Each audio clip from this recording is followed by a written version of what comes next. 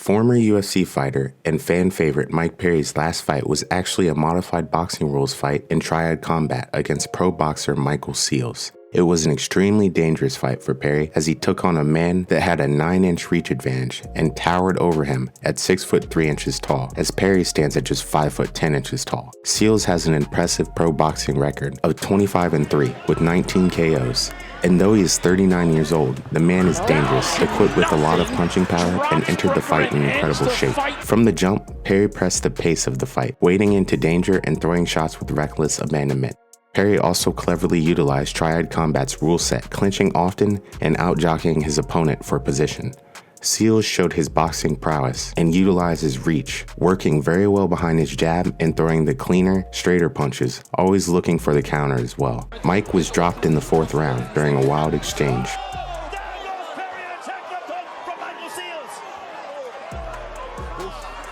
But was able to compose himself, recover, and finish incredibly strong. For the next few rounds, Perry was pouring on punches and heavily pressured his opponent. Platinum Perry ended up gutting out a very hard-fought split decision win. In favor of the winner by way of split decision, MMA! They can't win anymore. They can't win. Thanks to his aggressiveness during the fight, and the bout really gave me a lot of hope for Perry's future and perfectly illustrated the tools, grit, and danger that Mike Perry brings to any fighting arena. Much of Perry's grit and toughness was developed during his youth, as Perry had a very rough upbringing. He grew up in Flint, Michigan, which is one of the roughest cities in the United States, until his parents split and his mother moved to Florida. Growing up in poverty, according to a December of 2017 interview with ESPN writer Brett Okamoto, he bounced around to somewhere around, quote, 20 or 30 different homes in the states of Florida and Michigan, the states where his divorced mother and father lived. According to a July of 2015 article with Kyle Nagel, Perry says, quote, in Michigan, I was one of maybe 10 white kids in the whole school, so I was bullied a lot. It was the same thing at the other schools. I wouldn't back down, so I would get into fights. Because of the regular bullying, like many kids, Perry turned to martial arts and started to train for fighting at 11 years old with boxing. Knowing Mike Perry's background, it has really manifested itself in the way that he fights. It's even manifested itself in the way that the 2% African American fighter sells fights with his brash, off-the-wall personality. Mike Perry found therapy in response to his chaotic upbringing and the trauma, or rather, inflicting it. This subsequently makes it all too easy to describe Mike Perry's fight style. As I mentioned before, Mike Perry is a fighter's fighter. He's coming forward, he's coming with violence, and he's coming to knock you the hell out. That's it. The end. That's Platinum Perry's mentality. Always has been according to him, and always will be. Perry has always been a hands-first kind of guy. Though he has his kicks and grappling in his arsenal, he would much rather get inside and use his boxing and sometimes his elbows and finish the fight. But if I had to describe Mike Perry's UFC career, I'd have a tough time doing it. Very good, very tough, but not quite elite. When I think of Mike Perry's UFC career, I am reminded of a quote by Mike Tyson.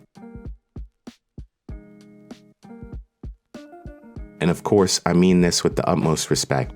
Perry, after going 7-0 in smaller MMA promotions on the regional scene, all stoppages by KOs or TKO, I might add, entered the UFC in August of 2016 with very high hopes and passed the opening few tests in Hyun Lim, who he stopped in the 1st round.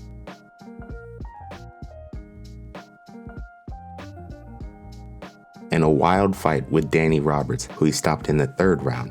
Jouban snapped Mike's undefeated streak in December of 2016 with a unanimous decision win, before Mike bounced back with 2 50G winning stoppages against Jake Ellenberger and Alex Reyes. Both were absolutely brutal and put Mike on many fans' radars. This is where Mike hit a rough patch, winning just 3 of his next 10 fights and found himself in that pretty tough to swallow position of not quite being elite in one of UFC's premier divisions.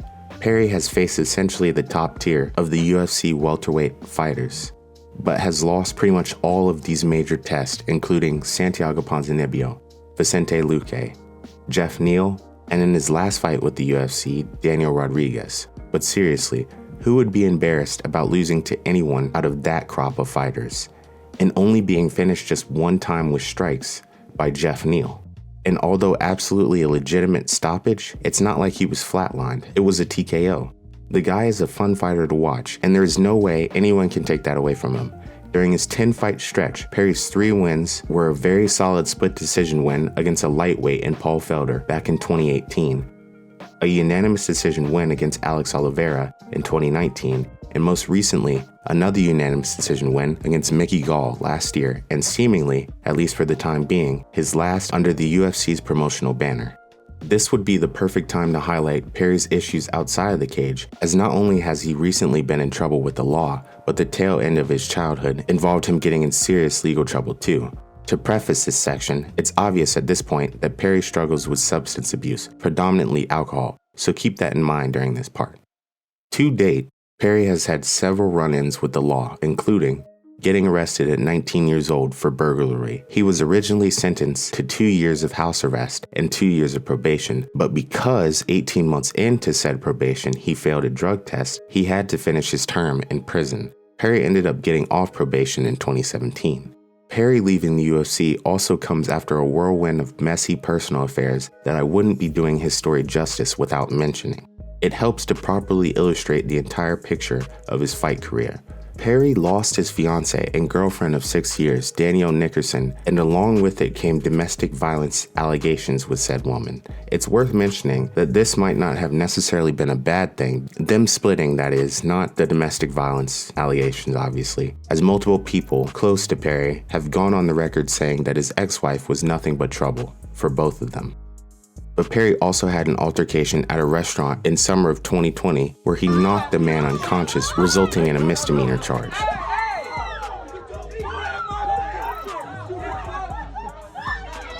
Perry has gone on to marry a new woman in Latoya Gonzalez, who birthed his first son and who he had cornered him multiple times towards the end of his UFC career, including his Mickey Gall fight. You're doing good. You're doing great.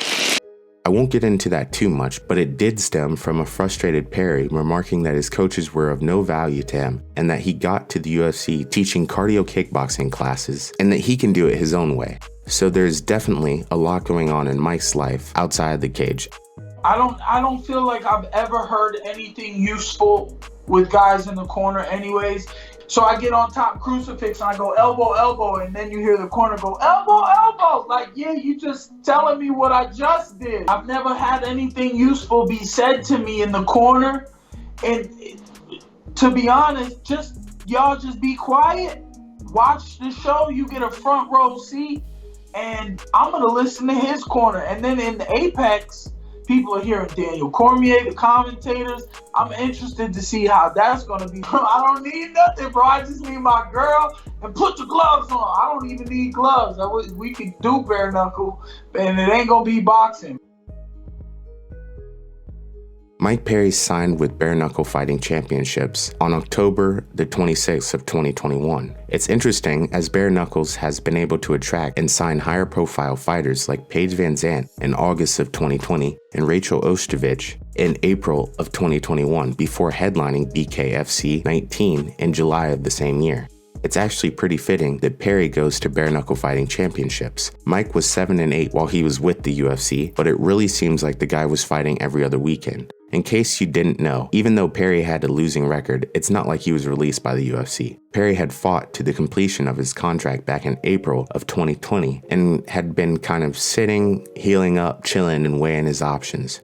BKFC gave him an offer he liked, and he's off, with Dana White acknowledging last year that his contract had expired and he had chose not to return to the promotion. His contract had expired. Mike Perry is a fun fighter. I mean, he's had so many fun fights here, and I wish him the best. The president of BKFC, David Feldman, says that it had been in the works for some time. Also looking through Perry's Instagram, it looks like he's been training specifically boxing for a little bit, and he also sparred with Jake Paul a few months ago.